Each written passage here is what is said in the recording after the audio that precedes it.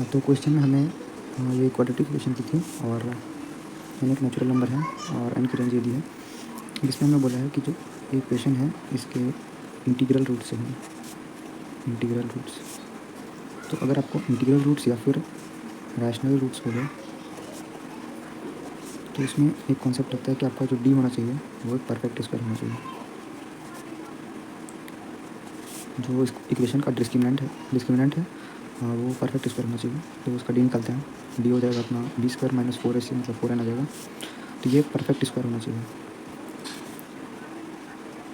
Perfect square. तो N जो हमारा है वो है 20 से लेके 100 तक। तो ये हो जाएगा 80 से 400 और अगर इसको ऐड करेंगे तो ये हो जाएगा अपना 96 से 416। अभी एक परफेक्ट स्क्वायर होना चाहिए मतलब। तो इसके बीच में हम देखते हैं कितने जो स्क्वायर्स हैं वो, हाँ तो एक 100 आ जाएगा, वो भी परफेक्ट स्क्वायर है। एक आ जाएगा अपना 121, एक 144, 169, 225 एंड ऐसे करते करते 20 तक जाएगा क्योंकि 20 का 400 होता है। तो इसके बीच में जितने भी होंगे ये सारे परफेक्ट स्क्वायर हैं। तो ये हम लोग की 4n + 16 की वैल्यू थी। तो ये पॉसिबल वैल्यूज़ हैं, ये हो सकती हैं इसकी। अब फर्दर चेक करेंगे तो पहले 100 लेके चेक करते हैं। तो 4n + 16 = 100। तो यहाँ से जो n आ जाएगा वो अपना ये 84 और 21 आया। तो हाँ रेंज में भी है, 20 से 100 के बीच में था।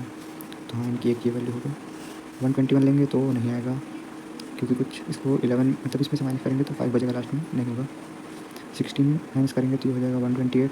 हाँ यहाँ पर भी आ जाएगा, करके दिखा।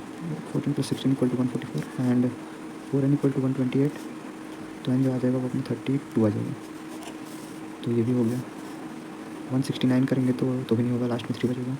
225 में करेंगे तो लास्ट में 9 बचेगा, ये भी नहीं है। एंड 16 का जो था 256, ये हो जाएगा। इधर चेक करते हैं तो 4n + 16 ये इक्वल हो जाएगा अपने 256 में। तो यहाँ से जो n आ जाएगा वो आ जाएगा 240/4 मतलब 60। हाँ ये भी एक इंटीजर है और रेंज में भी है। अब 289 ये जो अपना हो जाएगा 4n + 16, तो ये भी नहीं होगा। सिमिलरली 18 का करेंगे तो 324 होता है।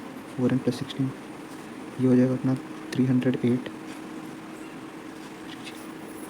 तो मैंने आ जाएगा 77। हाँ ये भी है।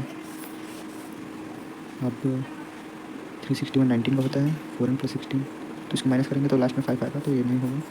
20 का देखते हैं 400 = 4n + 16 एंड इधर आ जाएगा तो ये हो जाएगा 384। 4 से डिवाइड करते हैं 4 9 36, 4 से 24। तो हाँ ये भी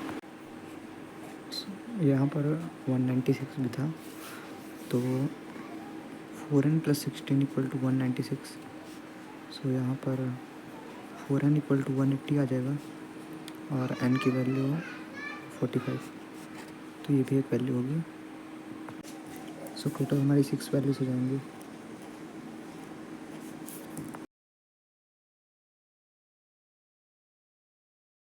तो इस क्वेश्चन में बेसिकली हमें 2 इक्वेशन दी हुई हैं, या एक ये है और एक ये इक्वेशन है।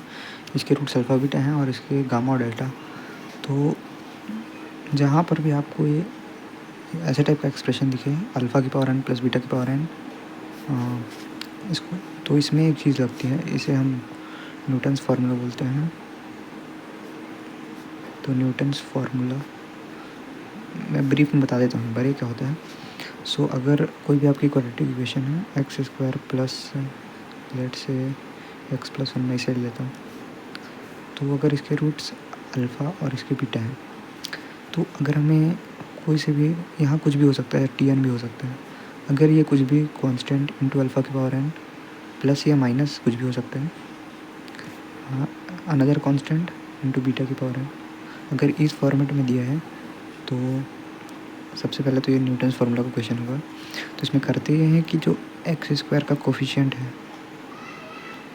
x² का कोफिशिएंट को हम tn+2 से रिप्लेस करेंगे। जो x का कोफिशिएंट है उसके साथ tn+1 लगाएंगे और जो कांस्टेंट है अपना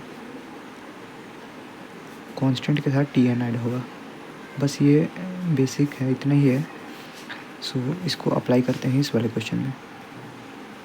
तो इसमें दिया था जैसे x² + 3x -16 equal to 0, √3x और इसके रूट थे अल्फ़ा बीटा। अब अगर इस एक्सप्रेशन को देखेंगे तो यहाँ Pn इक्वल टू अल्फ़ा की पावर n प्लस बीटा की पावर n है।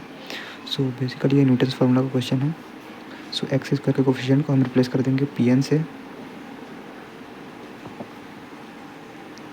प्लस √3 एक्स को रिप्लेस करेंगे, सॉरी सर, Pn प्लस 2 से एक्स को रिप्लेस करेंगे Pn प्लस 1 से, और जो कांस्टेंट है उसके जगह आ जाएगा अपना Pn इक्वल टू 0। सो यहाँ पर जो एक्स स्क्वायर के कोफिशिएंट है वो मतलब आपके साथ रहेगा। जो एक्स स्क्वायर है ये वाला टर्म ये चेंज हो जाएगा Tn प्लस 2 में, और सिमिलरली एक्स में भी कोफिशिएंट रहेगा, और जो एक्स रहेगा वो चेंज हो जाएगा Tn प्लस 1 में। सिमिलरली कांस्टेंट वो तो वहीं रहेगा, और जो कांस्टेंट के साथ जो 1 है वो 1 आपका रिप्लेस हो जाएगा Tn से। सो इधर ऐसा हुआ। अब अगर हम इसे देखें ध्यान से तो ये कंसेक्यूटिव टर्म्स है 23, 24, 25। तो अगर यहाँ पर हम n की वैल्यू 23 रख दें, n इक्वल टू 23, सो ये एक्सप्रेशन बन जाएगा अपना P25 plus √3 P24 and -16 P23 equal to 0। अगर इसे हम देखें P25 plus √3 P24 upon 16 upon P23 is equal to 16, ये ऐसा आ जाएगा अपने पास। यहाँ पर नीचे 2 भी है तो हम दोनों साइड अगर 2 से डिवाइड कर दें तो ये जो अपना आएगा ये 8 आ जाएगा। तो इस पूरे एक्सप्रेशन की वैल्यू जो है वो 8 आ जाएगी, 8। अब यहाँ पर क्वेश्चन में मिसप्रिंट था, यहाँ पर रूट यहाँ से √3 तक ही है, यहाँ तक ये P24 अलग से। सो अब सेकंड वाली इक्वेशन पे आएंगे। सेकंड जो इक्वेशन थी वो थी x² प्लस 3x माइनस 1। तो x² plus 3x minus 1 equal to 0, इसके √3 गामा और डेल्टा, एंड सिमिलरली इसमें Qn जो था अपना वो था गामा की पावर n प्लस डेल्टा की पावर n। सो यहाँ पर भी लगेगा न्यूटन फार्मूला, x² को रिप्लेस कर देंगे Qn प्लस 2, x को रिप्लेस कर देंगे Qn प्लस 1 एंड -1 को रिप्लेस कर देंगे अपन Qn से इक्वल टू 0। सो अगर यहाँ पर देखें 23, 24, 25 मतलब कंसेक्यूटिव टर्म्स है, तो यहाँ पर भी सबसे जो छोटी वैल्यू होती है हमें वो डालनी होती है इनकी। तो यहाँ पर भी हम n को 23 डाल देंगे, तो ये हो जाएगा अपना Q25 plus 3 Q24 and minus Q23 equal to 0। अब हमें किस फॉर्मेट में चाहिए मैं वो देखते हैं पहले। Q25 माइनस 23 मतलब 25 माइनस 23 ऐसे चलते, तो 25 और 23 इसको इधर रखेंगे और इसे हम उधर भेज देंगे।